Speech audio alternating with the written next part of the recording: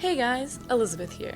So today I'm going to be explaining when to use present and future tense in Spanish and how that compares to those tenses in English.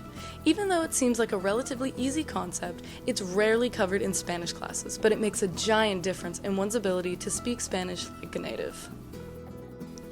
In English present tense, we are using it when we are talking about right now, or very current situations, as well as continued actions that have no particular start or end.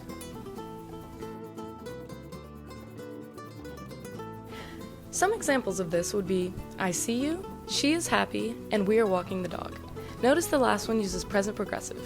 For continued actions, we use always and never a lot because there's no given time for them. So, I always eat breakfast in the morning, and also, she walks to school on Wednesdays, and he is tall and has brown hair.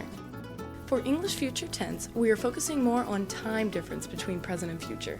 Future tense is going to be used for any events that are in the future, whether that be minutes away or a week away. For example, I will be back in 5 minutes, I will start college next year, and I'll see you tomorrow are common ways we use future tense. Notice how close these are to right now, but they still take place in the future, so future tense is used. Spanish, on the other hand, is an entirely different story. The biggest difference between the two is the aspect of time, in that English takes time into account when picking the tense, and Spanish does not. In Spanish present tense, this is going to be used extremely often. We use the present when referring to many events regardless of time, whether it be now, near future, or somewhat near future. The key here is the certainty this action is going to occur. Some examples of these are, ahora vuelvo, nos vemos el lunes, and llegó la semana que viene. Notice how in English you would use future for these examples, but since the focus is the certainty of these actions, we use present. The Spanish future tense centers more around wonder or possibility.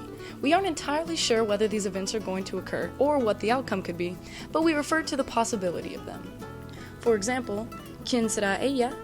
And saldremos cuando llegue el carro. In both scenarios, the center focus is the uncertainty of the action. We don't know who she is, but we can find out and hope to find out in the future.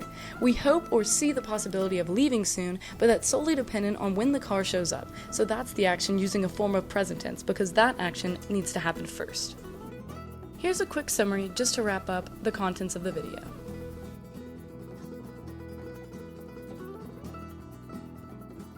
I hope this video made the complexities of Spanish tenses a little more doable.